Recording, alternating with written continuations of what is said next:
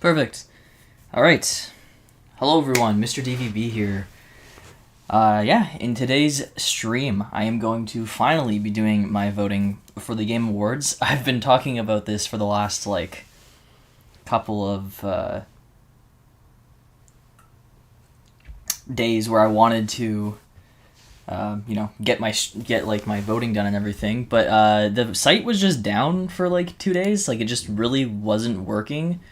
So that was kind of the first issue. And then afterwards, on top of that, the most recent thing that started happening was my computer just decided that my cooling system for my CPU just bit the dust literally 2 days ago.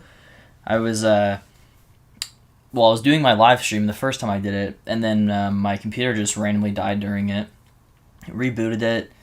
It said oh, the CPU is overheating, which I was like, uh-oh. And then the issue kind of went away, and then the next day, both my monitors turned off, and then now every single time I turn my PC on, CPU's overheating, so I went into the BIOS menu, and yeah, it starts at 35 degrees Celsius, and it just works its way up to 100, and then shuts off, so I have to go get that replaced. It's not the most costly PC part, luckily, so it's not the end of the world, but obviously it's still a little disappointing. Anyways, all of that to say, that's why I'm recording on the floor. I'm using my old laptop, which has a black screen that has not worked for 4 years. And I've connected it. I'll show you my setup. I have connected, get ready for a messy room, connected my laptop via HDMI to this monitor here. And then I have Ethernet running to it. Very wonky Frankenstein-esque setup. There's my PC, my good PC, the one that needs to get the cooling thing fixed. I guess you guys are going to get a little room tour here as well. Then there's my main monitor, kind of my secondary monitor, which usually I just have Discord on. And then all of my Lego modulars and stuff are up there, some more over there. Like I said, kind of a messy room. But this is my recording room / PC room. But yeah.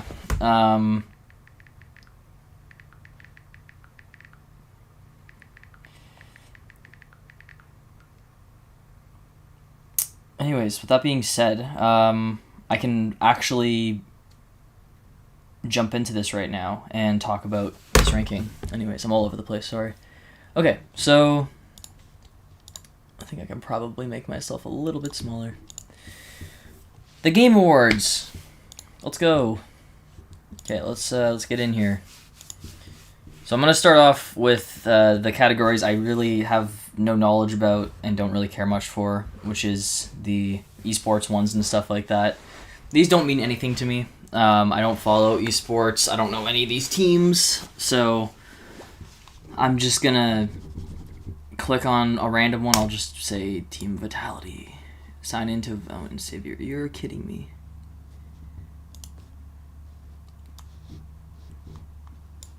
There we go. Alright. Team Vitality, don't care. Next category. Oh, that's right. I have to go previous category. Because they want you to... I like to work up. I like to start with the smaller things and work my way up. Not the opposite. I don't like to start at Game of the Year and then work my way down. Esports Athlete. Oh, this guy wins. Don't care. I don't have any predictions for these either, because like I said, I genuinely just do not follow this type of thing at all. Actually, you know what? Counter-Strike 2. Let's say Counter-Strike 2. Content creator. Okay, this one, I'll speak a little bit. I only really know two of these. I only know Kaisnot and Moist Critical. Now, Moist Critical I've been following for years. I don't really watch streamers, to be honest. I don't really watch people stream often. That's not a thing I do. But I do like to just watch their YouTube videos and whatnot. And so with Moist Critical, with Charlie, I like to watch his YouTube videos. I like his reviews. Just a chill, down to earth seeming guy. So I've always liked his content. And then there's Kaisnot, who I think honestly, if you're talking about as a streamer, I think deserves to win this award because he's just really blown up in the last year or so, and just some of the crazy things he's been doing, playing the Arkham games with a new Batcave every episode, and just all that stuff's very cool. All the things he does. He's really got a way of like drawing the viewer's attention to his content with these really crazy ideas and stuff. And so I'm gonna vote for Kai Cenat. I think he deserves it. From what I know, I don't know any of these other. I don't know Burnt Peanut, Sakura Miko, or Seadrill. That would just be my pick. Okay, now we can actually talk. Most anticipated game, recognizing an announced game that has demonstrably illustrated potential to push the gaming medium forward. So the nominees are 007 First Light, Grand Theft Auto 6, Marvel's Wolverine, Resident Evil Requiem, and The Witcher 4. So I thought the games had to be like ones that were supposed to be releasing next year, so like 2026 in this case. So that's why I'm kind of surprised The Witcher's on here, because unless they know something that we don't, I don't suspect The Witcher's going to come out for like 2-3 years. My guess is it's going to be like a 27, 28 release. Anyways, 007 First Light, I'm not that excited for the game, to be honest. I will get it, but yeah, from what I've seen, I'm just not really impressed. I don't really like the look of James Bond in the game, like just the genuine design of the character.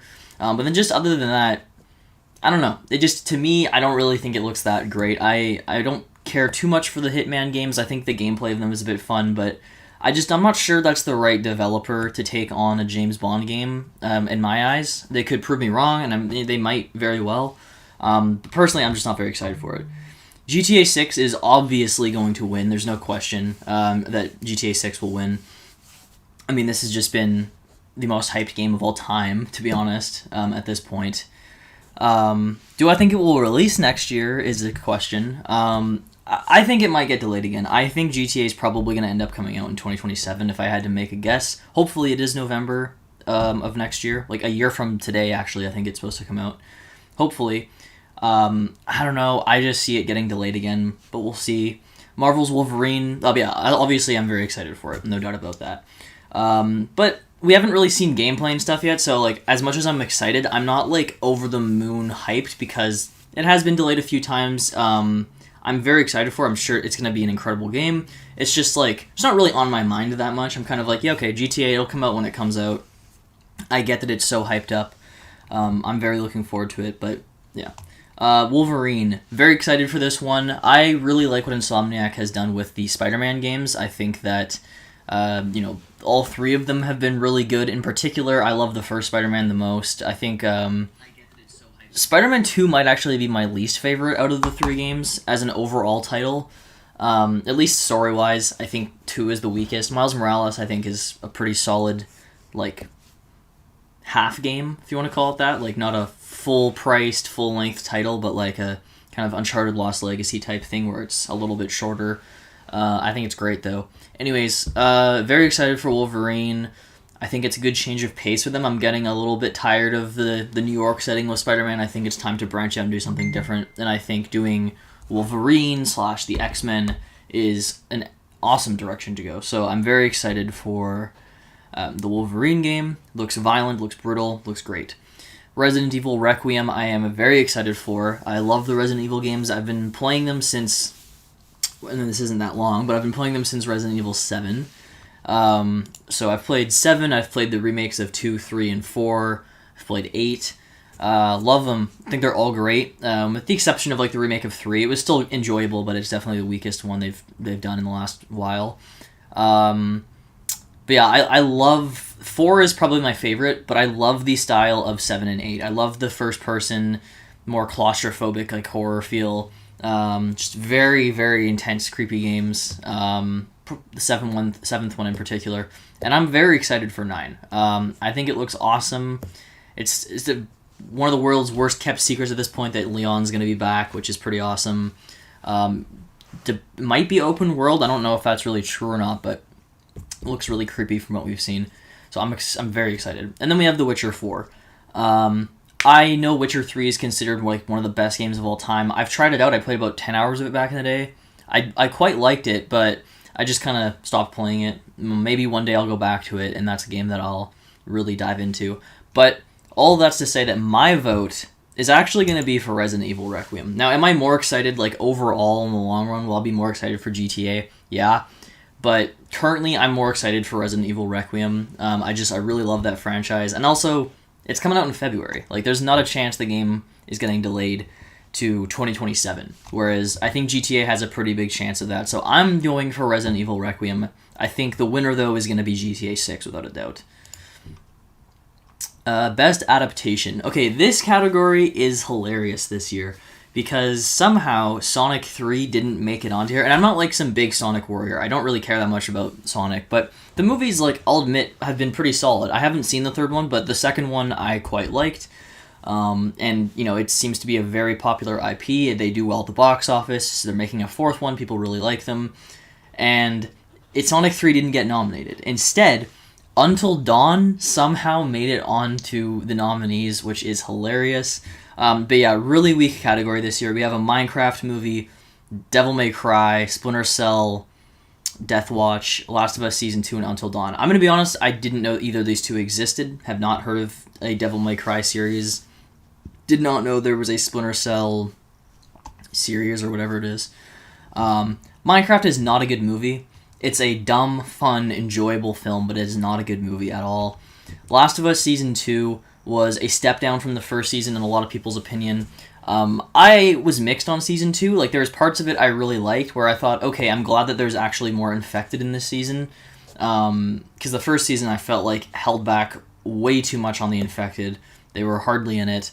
And so in Season 2, I appreciated that. I appreciated, you know, the clear bump up in, like, budget when it came to, like, just how things would look. Like, you have that giant horde of infected in the second episode.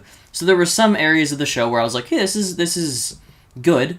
I still think, you know, Joel, played by Pedro Pascal, was great. I still thought he did a really good job in the role. But it was all of the changes they made to the story from the game that really annoyed me, to be honest. There was decisions they made that I just found really frustrating and stupid. And it kind of just lost its steam for me. And I really think Season 3 is going to be a tough one for them. I don't know how that's going to go over. I feel like they're going to lose so much of the show's viewership by that point when they have an entire season just dedicated to Abby's character. I think a lot of people are going to drop off from the show and lose interest. It's one of those things where it's like, it's just hard to adapt the second game into a TV show. And I don't think they did a great job at it because I think there was just certain things they changed that just don't work for me. And then Until Dawn, which is just not a good movie. It's, first of all, a terrible adaptation. Like, you're talking about recognizing outside of creative work that faithfully and authentically adapts a video game. The movie has almost nothing to do with Until Dawn. Like, it is so unlike Until Dawn, the game. They share the name, and they share, like, the Wendigo and the one doctor character, and that's it. Everything else completely different. And even on its own, I thought it was just kind of a lackluster movie, like, not that interesting. So my vote, it's between Last of Us and Minecraft, which my prediction is I think Minecraft will probably win. It could be Last of Us Season 2, but I think it'll probably be Minecraft. My vote, I'll go for Last of Us Season 2. I still, overall, like, I would probably give the season, like, a 6.5 or so. And I mean, when comparing it, Until Dawn was probably about, like, a 4.5 or a 5 out of 10 movie. Minecraft was, like, a 5 out of 10 movie. So I'll go with The Last of Us, not by much. Alright, best multiplayer. So the nominees are Arc Raiders, Battlefield 6, Elden Ring, Night Rain, Peak, and Split Fiction. So I have not played Arc Raiders. I've heard great things about it. I've heard it's a really, really good game. I don't even really know what it is, though, to be honest with you. Battlefield 6, I've been having a really good time with. I'm a big Battlefield fan. Battlefield 3 was the first game that got me into the series, but it was really 4 where I genuinely started playing them a bunch. And Battlefield 6 is definitely the best Battlefield game we've had in the last, like, 9 years, like, since Battlefield 1. So it's good to have just, like, another traditional Battlefield game back that's doing well, that people are enjoying, that seems to be mostly well-received. I find that with FPS franchises like Battlefield and Call of Duty, the user scores kind of always suck no matter what. People just always have complaints. It's just like sports games every single year. But I would say Battlefield 6 generally more positive, for sure. So I've been having a lot of fun with that. Elden Ring, Night Rain. I I'm glad to see it nominated. I had fun with it personally. I mean, just being able to hop on with two other friends. I wish it was four player co-op, not 3-player, but being able to just join your friends and go on kind of like a roguelike or roguelite, whatever it is, thing. You spawn in, get different loot, level up your character, and then fight this big boss. It's really fun. I enjoy it. I mean, it's not like the best Souls game by far. It's probably one of the weaker ones, but for what it is, I enjoy it. And I like the new combat system with like the special abilities and stuff. Peak, I honestly have not heard about. I'm assuming it's a game where you climb a mountain or something. And then Split Fiction, which Split Fiction was excellent. I mean, I've played that game a couple of times, once all the way through, and then like 2 or 3 times I've played it like pretty far into the game with other friends. And I love it. I mean, I adored It Takes Two back in 2021. I was so happy when that won Game of the Year. It was my personal pick. And Split Fiction, I think, just builds upon what that game did, and delivers an even better experience. Like, the level design and the creativity in Split Fiction is truly phenomenal. If I was saying best multiplayer, it's between Battlefield 6 and Split Fiction for me. Battlefield 6, like, I'm thinking, like, it's more of like I'm playing with tons of other people, like you're in a squad on a team of 32 people against another team of 32, massive map, giant all-out warfare, the kind of stuff I love. Whereas Split Fiction is more of like co-op, like it's you and one other person going through and doing all these puzzles and stuff together. So it's kind of tough for me to pick one in that case. Which game do I like more overall? Split Fiction. But if I'm talking like multiplayer, massively multiplayer experiences, Battlefield 6 is kind of more what I'm leaning towards. So I'm kind of in a tough choice with this one. I predict the winner will be...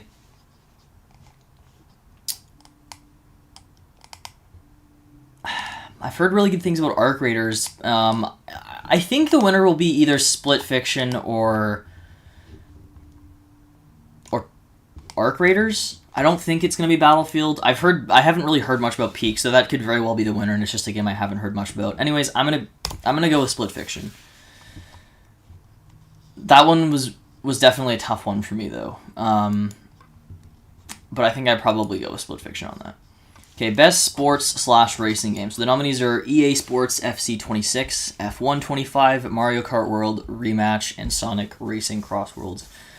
I've only played one of these, so my vote is going to be Mario Kart World. I've been having fun with it. I haven't been playing it a ton. I've probably got like 20-something hours on it. I think it's good. I don't think it's the best Mario Kart. I think Mario Kart 8 is still the better game, the better racing game. I think going for the open world design was a really cool and neat idea to change the direction of the franchise and not just do the same thing again. That being said, it doesn't have the same feeling to me. Like, the maps, they're not as exciting to race on because you're, now having 24 players instead of 12. It's so much wider feeling, the roads. And so I feel like with Mario Kart World, I don't really feel like my skill when it comes to driving is as important as it used to be. Like, in a Mario Kart 8, I felt like, my drifting and just what I was doing mattered way more. In this one, it feels like it's just more party-like almost. There's so much more chaos going on, and with the maps being wider, I feel like, yeah, you still have to drift, so I'm not saying that like you don't have to do that kind of stuff, but I don't know, it just doesn't quite feel the same way to me. So that's just to say that I don't think that Mario Kart World is as good as Mario Kart 8. That being said, anyways, my prediction for this category, I could kind of see it being Sonic Racing. I haven't played it, but I know it has really good reviews. Like, the Metacritic score is, like, I think 2 below Mario Kart, and the user score is quite a bit higher for Sonic than it is for Mario Kart. So I could see Sonic winning this, to be honest, which would be kind of hilarious and probably piss off Nintendo a little bit if, like, their flagship Mario Kart franchise loses to, Sonic. I think it'd be kind of funny. But yeah, I'm voting for Mario Kart. My prediction is either Mario Kart or Sonic World. Or Sonic Racing Cross Worlds. Okay, best sim/strategy. Honestly, this category doesn't mean anything to me. I don't play strategy games, really. I think I've only heard about these 3. I'm going to vote for Jurassic World because I did play a little bit of Evolution 2 on my computer for a while, and I had fun with it, honestly. Like, I don't I could probably get into sim games more. I just don't really play them. Alright, best family game. So the nominees are Donkey Kong Bonanza, Lego Party, Lego Voyagers, Mario Kart World, Sonic Racing Cross Worlds, and Split Fiction. Ugh, it's kind of a tough one, I'm not gonna lie. Donkey Kong Bonanza is excellent. I'm not finished it, I'm pretty close. I think the average time to beat the game is like 15 hours, and I've spent well over 20-something on it. And I'm probably 3/4 through the story, and it's just because I haven't been rushing the campaign. I've been genuinely, like, destroying everything and just trying to get all the bananas and whatnot so I can upgrade my character. But I think it's great. I really, really enjoy it. Tons of fun. There's like some minor issues, like the performance isn't always the greatest, but it's not anything too bad, to be honest. Like it's just like occasionally it'll stutter or like it'll drop a little bit for a second, but it still runs pretty smoothly for the most part. It's cool to see Lego games getting on here, 2 of them especially. Lego Party, I think, just got added to Netflix, weirdly enough. So that you can play it on there, so I'll have to try that out. Voyagers, I haven't played. Mario Kart World's not going to win this one. It's fun, but it's probably the 3rd best game on this list, in my opinion. Sonic Racing Cross Worlds and Split Fiction. So for me, it's really between Split Fiction and Donkey Kong. For the best game appropriate for family play, like, to me, do you mean like family playing together? Because in that case, Split Fiction, I would say, because you're actually playing together. Whereas, I mean, you can still do 2-player on Donkey Kong, but it's definitely not like Split Fiction's 2-player. Anyways, Donkey Kong's gonna win this because it's the only one of these games nominated for Game of the Year. And I think that's fair. Like, if I was just saying, like, what is the best game on this list overall, I'm probably kind of leaning towards maybe Split Fiction over Donkey Kong. Yeah, I'm gonna vote for Split Fiction on this one. It could be Donkey Kong as well. Like, they're very neck and neck for me. But I think the experience of playing Split Fiction with somebody else, and just, like, yeah, the creativity that game does have and the level design, to me, Split Fiction, I would say, wins that one. So I would put Split Fiction above Donkey Kong, actually, now that I just kind of said it out loud and discussed it a bit more. So yeah, I would vote for Split Fiction. Best fighting game. My friend Aiden told me that 2XKO will win, so I'll just vote for that. I don't really play fighting games, and I didn't know any of these existed except for the Mortal Kombat Legacy Collection. Okay, best RPG. So the nominees are Avowed, Expedition 33, Kingdom Come Deliverance 2, Monster Hunter Wilds, and The Outer Worlds 2. So, 2 Obsidian Entertainment / Xbox Studio games made it on here. Avowed and Outer Worlds 2.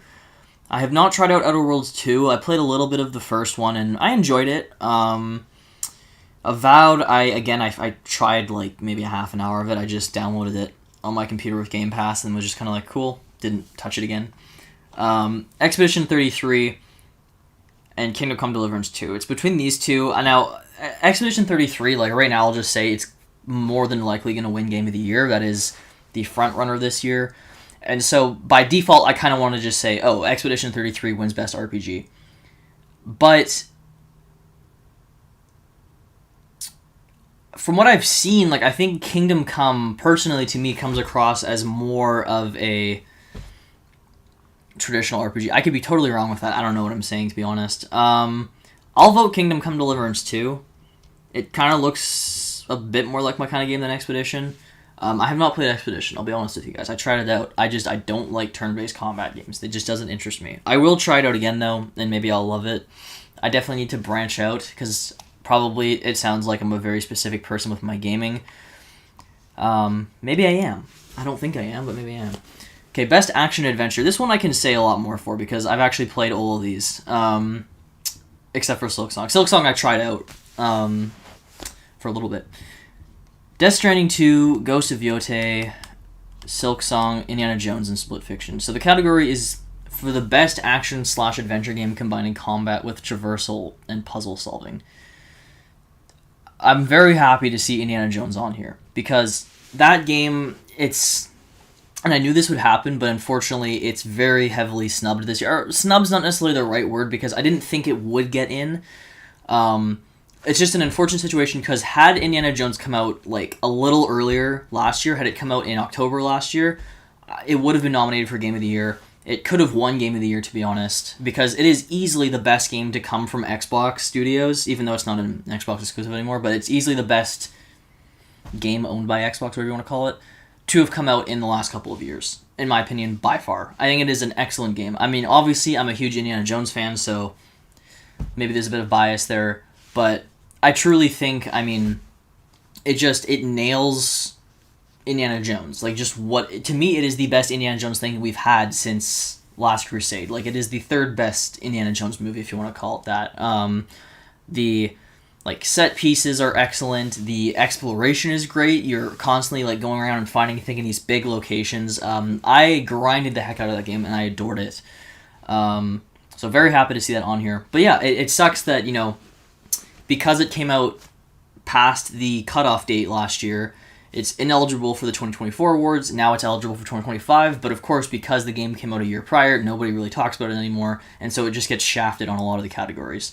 And it's unfortunate that happens. And it's annoying because next year GTA 6 is supposed to come out, as of right now, November 19th, which will be after the cutoff date. So are they going to, you know, change the rules and move the cutoff date a little bit? Are they just going to nominate the game without it even being technically out for players yet?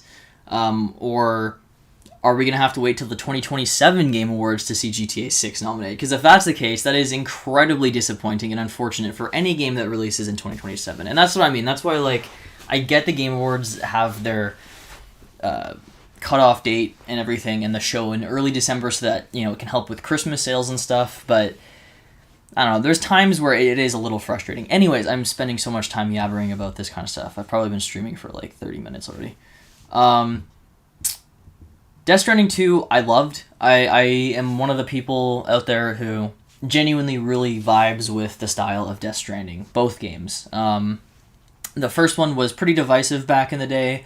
I really liked it. The second one, it seems to be a lot more well-reviewed among critics and among fans. And yeah, it's more of the same. I kind of felt like it's very similar to the first one. There's definitely a lot of quality of life improvements made to the game, but if you didn't like the first one, you're not going to enjoy the second one. It's the same idea. Combat and things like that are improved. It's a very easy game. Like, I died twice my entire time playing it, and it was from falling. It was not from a fight or anything like that. The combat is extremely easy. Not a very hard game at all. But, yeah, there's something just very peaceful about Death Stranding and just the way it plays when you know, go on these large treks and you just go from one point to another with, like, really nice music, gorgeous visuals. It's very peaceful, tranquil experience. I don't know. I very much so dig it, and the narrative is fantastic. Do I think it deserves to win action-adventure, though? Like, if you're talking combining combat with traversal and puzzle solving, no, I don't think so. Because the combat is pretty basic. I think it's solid, but it's very basic. Traversal, I do enjoy. Puzzle solving, the traversal kind of is the puzzles, in a way. I could still see it winning that category. As a matter of fact, I actually think it might win. But would it be my... Do I think it deserves it the most? I wouldn't say so. Ghost of Yotei is excellent. I haven't beaten it yet, but I'm pretty far into the game. I've put about 30 hours into it, and it doesn't feel like it. Like, it really doesn't feel like I've played that much of the game. But I've been loving it. I think the combat is excellent. It's improved from the first game, in my opinion. Now, instead of just having 4 different stances with the same weapon, you have 4 different weapons which you are using to counter another weapon type.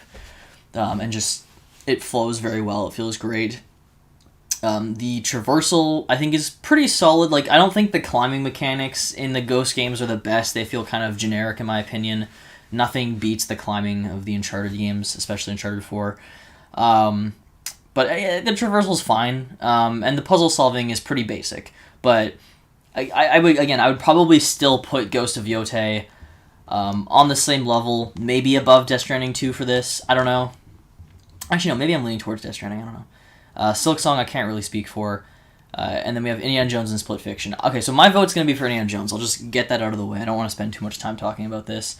To me, I mean, it's Indiana Jones. Like, you're talking action-adventure. That is Indiana Jones. To me, if you're talking combat, Ghost has the best combat out of these games, but Indiana Jones' combat works very well for it. You're using stealth a lot of the time. You're rarely using guns in the game because it's just not really designed to be played that way. So you're mostly doing stealth. It's fun to just beat up enemies and just punch them a bunch of times. I have a lot of fun with it. The traversal is really good. I mean, the climbing and the whips and stuff and all that stuff's well done. And then, you know, the puzzle solving is pretty great in my opinion. So Indiana Jones very much so deserves this category. I don't think it's going to win it, though, unfortunately. It's probably going to be Death Stranding 2 or Silksong, maybe. I feel like it's going to be one of the games that's nominated for Game of the Year, and then I feel like in that sense it's going to be either Death Stranding 2 or Hollow Knight. I could kind of see it being Hollow Knight, to be honest. Don't think it's going to be indie as much as I would love it to be. And Split Fiction also is excellent for this. If you're talking puzzle solving, Split Fiction is at the top of this list. But yeah, I'm going for Indiana Jones in that one. All right, best action game. For the best game in the action genre, focused primarily on combat. Nominees are Battlefield 6, Doom Dark Ages, Hades 2, Ninja Gaiden 4, and Shinobi Art of Vengeance. So, my prediction for this category is that Hades 2 will win. It's the only one here nominated for Game of the Year. I think it makes sense that it wins because of that. For me, I've only played these two, so it's just automatically between these two. I'm gonna vote Doom. I think that, like, again, if I'm talking, like, if I was doing, like, a ranking of my favorite games of the year, Battlefield would probably be higher than Doom. But I think if you're talking, you know, like, just purely the gameplay loop, I think Doom here is probably the most exciting to play. Like, the weight you feel playing as the Doomslayer in this game, you feel really tanky in this game. The way that you fly around the map with your shield is so much fun, in my opinion. The combat's excellent. So to me, yeah, I think the best combat, the best action game here would be Doom Dark Ages. I am very much so, you know, down for Battlefield 6 winning this, though. If it won, I would not complain at all, but I think Hades 2 is going to be the game that ends up winning this category, being that it's the only one nominated for Game of the Year here. VR/AR. Okay, so I only played one of these games, which is Alien Rogue Incursion, so that's going to be my pick. Haven't really heard much about the other ones. I saw the advertising for Deadpool like a year ago, and then I never heard about it, so I don't really know how that turned out. And the rest of these I haven't heard. So I'm just voting for Alien Rogue Incursion. It's fun. It's a little bit too hard in my opinion. I think dying and then having to go back like to your last save checkpoint like 30 minutes prior is kind of annoying. Especially in VR. VR, I just don't have the like... I can't play VR games as long as I can play normal games. I love VR, but it just... my head just gets kind of annoyed. Like, not a headache, but just like my physical head just starts to get itchy and annoyed from wearing a headset for so long. Mobile game... I'll just say Sonic Rumble. I really don't care. Debut indie game. So they removed one from this category because there was one developer who said that, you know, it wasn't their first game they developed. It was a new studio, but it was not the actual first game that they've made. So he pulled himself, which is something I admire. Yeah, Expedition's gonna win. I mean, it's going to win everything, so it's going to win that. Blueprints, I've heard good things about. Despelate, I've heard about. Dispatch, I actually want to get. I've heard it's really fun, so I want to get that. But yeah, Expedition's going to win. Okay, best independent game. Yeah, it's going to be Expedition again. Like, I highly doubt that, you know, Expedition wins debut indie game and then doesn't win best indie game. Yeah. It'll be Expedition. Would be cool to see one of those too, but it's going to be Expedition. So I don't really have too much to say for that category. Okay, community support, recognizing game for outstanding community support, transparency, and responsiveness, inclusive of social media activity and game updates / patches. Yeah, I don't really play any of these except for Fortnite. I've tried out Helldivers 2, and I enjoy it, but I just kind of joined the game too late to the party, and none of my friends were really playing it anymore, so I just never really got back into it. So I can't really say for community responsiveness and everything who's the best. I would assume it's probably Helldivers 2 or Baldur's Gate. Would probably be my guess for who is the best in that regard. I'm gonna go with Helldivers 2 on this one. I love Fortnite. Like, I'll be honest, I've gotten into it a lot this year. Just playing with my friends, it's fun. But community support, like transparency, responsiveness, I wouldn't say I recognize any of that from Fortnite. So I'd say Helldivers 2. Best ongoing. This ongoing content involves the player experience over time. I'll say Fortnite for this, because this is the one that I've actually been playing a ton of this year. I've been enjoying the Simpsons season. I enjoyed the OXR season. I think a lot of people didn't, and got kind of sick of the bugs, but I enjoyed the season. I was not a fan of the Superhero Academy shit, and I didn't play the Star Wars season, unfortunately. I literally got back into the game. It had been a couple of years since I played it, and I got back into it with the update that was focused on like the Superhero Academy stuff. Games for Impact. I'll say Despelote because I think it was nominated for the debut indie, so I'll put that on there. Innovation in accessibility. I'll just say Doom. Didn't play any other ones. Actually, that's not true. Played about 12 hours of Assassin's Creed Shadows. I can't get into those games. I have tried with Origins, with Odyssey, and now with Shadows. I just can't get into them. Odyssey, I remember when I got it, I was really into it for the first like couple of hours. But those games, I hate how they lock shit behind levels. Like, oh, you should be level 36 in order to go to this area. Like, I just want to fucking explore the map. Like, why do we have to, have all these restrictions in place for like, oh, you need to be this level? It's so stupid. I hate that element. And they're just way too long of games. Like, I played about 13 hours of Shadows. I unlocked playing as Yusuke, and I was like, I'm done. Like, I'm so uninterested in this. The story's just really meh. The combat was fine. The game looks great. Like, I'll give it that. It's a beautiful looking game, but I just could not get into it, and I wanted to, but I just couldn't. That being said, I have no idea what it did for accessibility. I don't really use accessibility features, but I'll just vote for Doom. It's the one game I played, so. Best performance. Okay, this category, I'll be honest, is kind of a joke this year. 3 nominees, all for being in Expedition 33, is a little stupid in my opinion.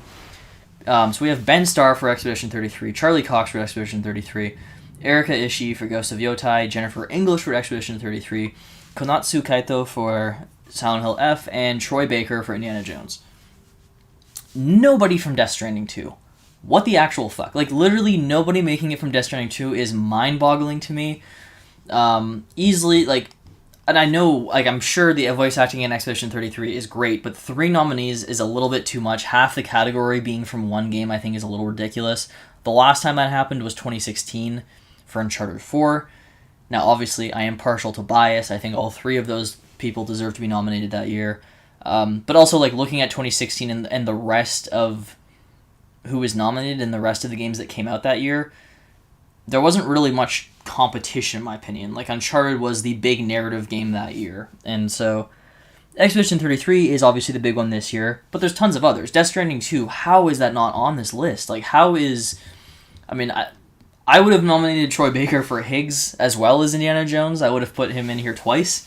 Or I would have nominated Léa Seydoux, or the actor who plays Neil. I don't remember the actor's name, but like any of those people. Norman Reedus, probably not, to be honest, just because he's more of a kind of contained protagonist. But yeah, like, there's 2 people who easily, like, Troy Baker could have been on here again, or Léa Seydoux, like I said, or the guy that played Neil.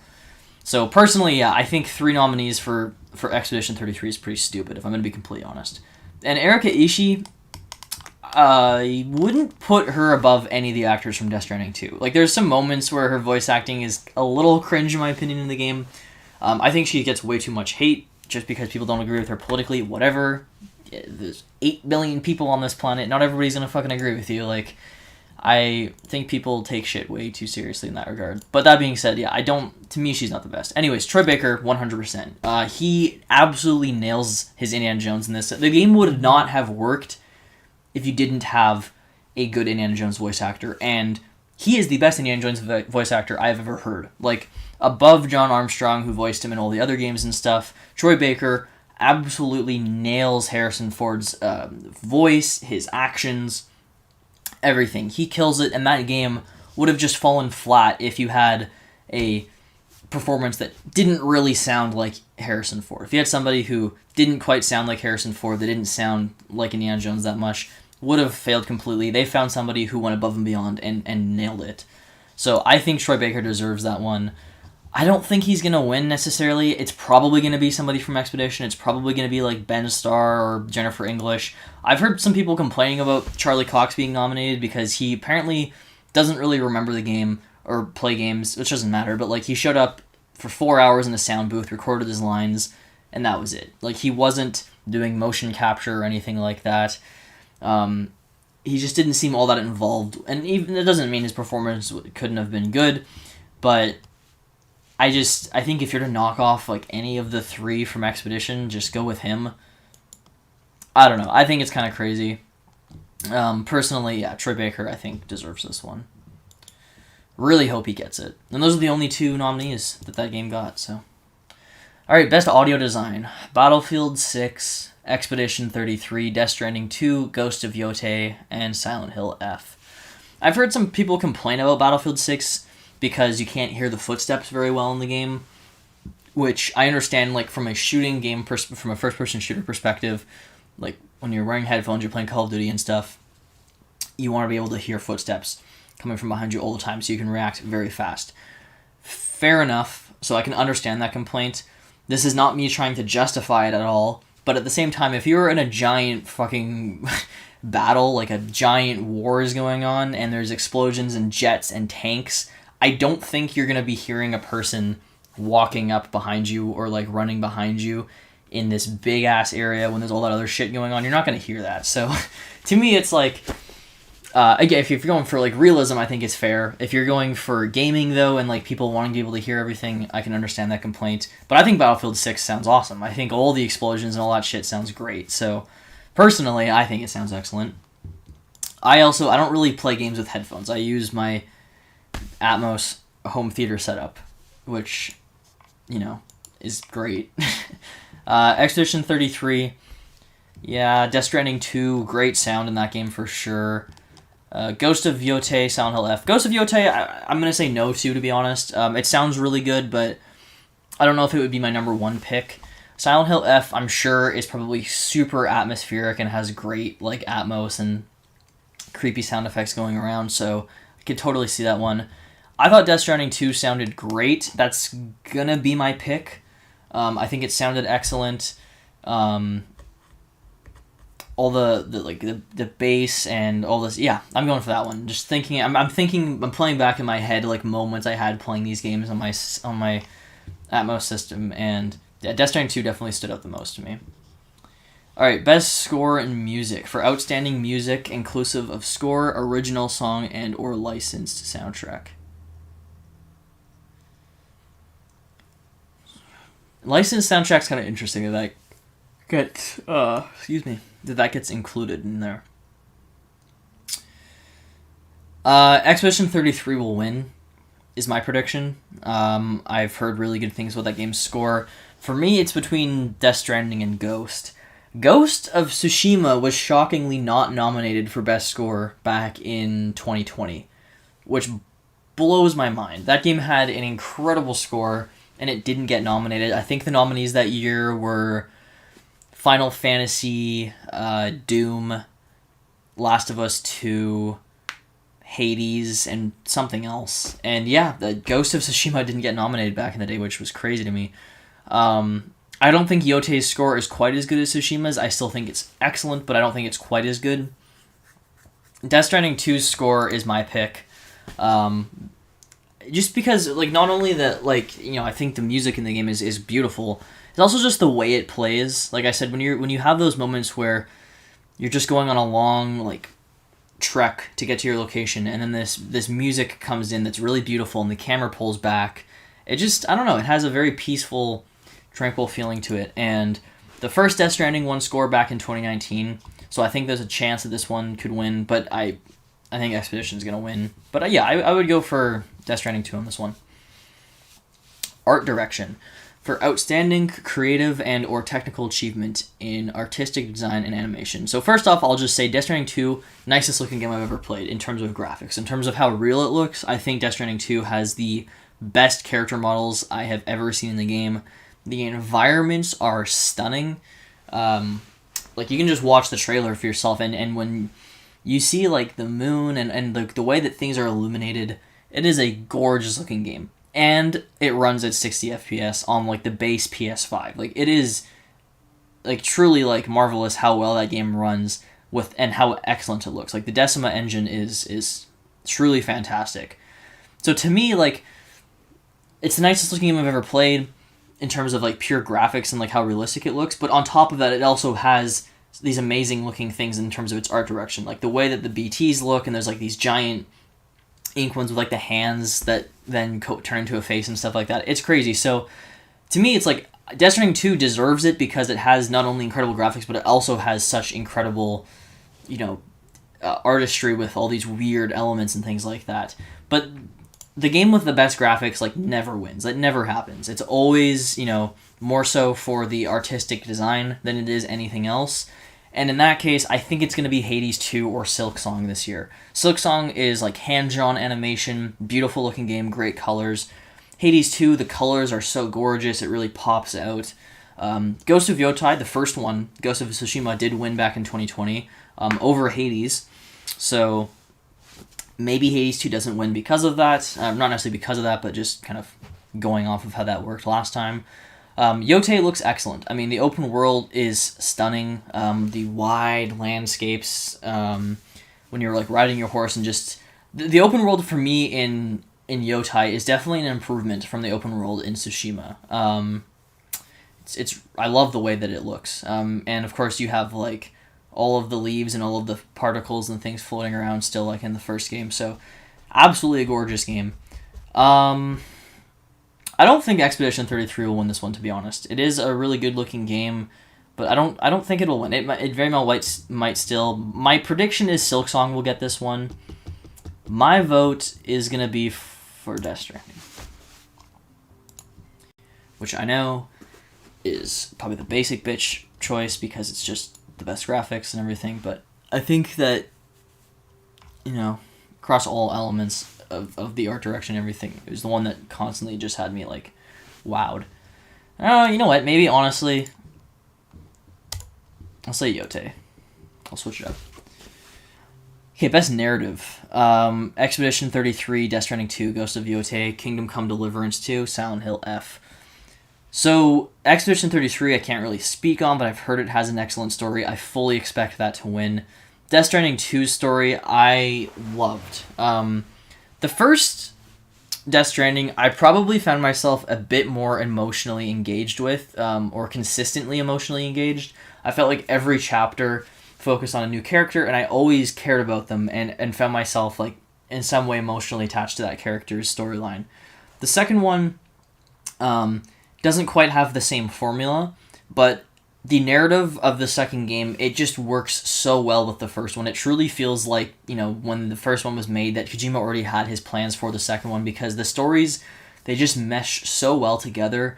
All of it kind of relates to the character Tomorrow and just an Elle Fanning's character, and what they do with that character. I'm not going to spoil or anything, but I thought it made for such a great story. There were some elements with Neil's character, for example, that I thought were a bit too similar to Mads Mikkelsen's character with Cliff in the first game. I thought they were a bit too similar at times. But, the overall narrative of Death Stranding 2 was just excellent in my opinion. Still emotionally investing. So many crazy moments and amazing things. So that's my personal favorite narrative on this list. Because it's literally between that and Ghost of Yotei for me. And Yotei is a very basic narrative. I was actually pretty surprised to see it get nominated for narrative, to be honest. Because because it's just a basic revenge story. I mean, I do think the characters are well written, and probably better than the characters in Ghost of Tsushima. Not all of the characters, but like the side characters especially, I would say are better. I probably like Jin Sakai as a protagonist more, but the other characters I think are just very well written for the most part. And yeah, so it's still a good story. It's a well told story. It's just not the most like exciting narrative. It is a revenge story going after these outlaws who killed your family for revenge. Kingdom Come 2, I've heard, has a great story, very like in-depth game, so I could totally see that. And then I've also heard some good things about Silent Hill F, but yeah, my vote's for Death Stranding 2. I think Expedition 33 will win, though. Seems like that's the winner. Alright, awarded for Outstanding Creative Vision and Innovation in Game Direction and Design. Best Game Direction. I still, like, this category still, to me, it just doesn't feel like it's the best described. So, it's the creative vision, keeping the team in check, and, like, you know, this is what the vision of the game is. We all share this collaborative vision of what we want the game to be. And the design of it. I don't know. Yeah, Split Fiction is a great choice. I think that, yeah, just the design of the game. Again, I don't really know what the fuck this category entirely, like, how I would describe it. Like, how I would personally choose which one has the best creative innovation. I don't know. I'm going to just say Death Stranding 2. There's been a couple of years now where this one has actually been split, where the game that wins game direction hasn't won Game of the Year. That's happened a few times, so there is a chance that Expedition 33 doesn't win this one. It probably still will, but there's a chance I think it doesn't. I think Death Stranding 2 is the second most likely. It's Kojima. I know a lot of people like to joke, oh, Kojima and Jeff Keighley are in love. Probably, but like Jeff Keighley doesn't choose what gets nominated, right? So, or what wins. So, you know, like because of that, like, yeah, does Death Stranding 2 get it? I don't know. I don't think it'll be Yotai. I don't think it'll be Split Fiction, because Split Fiction didn't get a Game of the Year nomination. If it did, that would give it an edge maybe, but, you know, it missed out on Game of the Year. So I think in this case it's probably going to be Expedition or Death Stranding 2. I don't think it's going to be Hades 2. I know it has great reviews. I just haven't really heard anybody talk about Hades 2. Like, the first one, I felt like when it came out, it really blew up. The second one kind of just came out, and I just haven't really heard anybody talk about it. So I don't think Hades 2 is going to get it. I think it's between these two. I think Expedition probably gets it, but I do think Death Stranding 2 has a very high chance as well. And then, alas, we come to Game of the Year. 6 titles this year. I have only played 2 of them as of right now, which sucks. I hate when that happens. So is there anything that was snubbed, first of all? To me, the biggest snub is definitely Split Fiction in this category. Looking at the awards themselves, though, it seemed like Ghost of Yotai was going to make it. I mean, the game got nominated like 6 or 7 times this year, and then it missed out on Game of the Year. Which is fair. I don't think it would have won had it been nominated. But yeah, I definitely, you know, Split Fiction I would say is the snub, because this is a weird year for me where I don't really feel like I have like a definitive favorite game, like one that just immediately comes to my mind. I'm like, yeah, that's my favorite game. Because typically there is. Like, typically I have a game where I'm like, yeah, that's my favorite. Like, 2023, Alan Wake 2 was my favorite game that year. It was, like, 10 out of 10 in my opinion. And none of the other games really were on that level. Dispatch would have gotten performance noms, by the way. Yeah, I've heard Aaron Paul totally deserved to get one. So that's what I mean. Expedition getting 3 nominees, I think, is kind of a joke, to be honest, for that category. Like, Uncharted 4 is the only other game that had 3 voice acting nominees. But yeah, there's not really a definitive favorite for me this year. Like, Donkey Kong Bonanza, Death Stranding 2, and I'm trying to think of what my other like favorite game is this year. There was something else I had in my... Oh, Split Fiction. Like, if I had to pick between those 3 games, I don't even know which one I would go with, to be honest. They're all kind of like on the same level. They're very different games, obviously, but they're all kind of on the same level for me. There's not really like a definitive favorite. Like I'm kind of leaning towards Split Fiction in my head, because I just it does have so much creativity to it, and it's just a blast to play because of that. But anyways, Expedition 33 is 100% winning this year. There's no doubt about it. Second most likely is probably like Death Stranding or Silksong. I think the least likely on this list is probably Hades 2 or Donkey Kong. I don't know. Well, no, I guess Kingdom Come, because Kingdom Come was kind of like the odd one where nobody knew what was going to get nominated in that place. Yeah, my pick is, I guess, Death Stranding 2. It's weird because in my head, I don't feel like it is my favorite game of the year necessarily. I loved it. I thought it was great. I don't know. I would probably put it above Donkey Kong, though. And then had Split Fiction been nominated, I would have maybe gone for Split Fiction. I don't know. It's a tough year. Once I get around to actually making my 2025 games list, it's going to be interesting to see what I choose. But yeah, Expedition 33 is 100% winning. There's no doubt about it. It's the most nominated game of all time at the Game Awards, which is pretty crazy. But yeah, anyways, those are my predictions for this year's Game Awards and what I think will win, or what I would like to win, or what my personal picks are.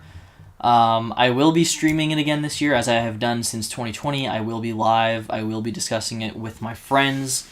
I don't know who's joining me this year, but I'm sure Aiden will be there, possibly Jack. I don't know who else. But yeah, December 11th, you guys can look forward to that. So 3 weeks from now, I will be up and talking about the Game Awards.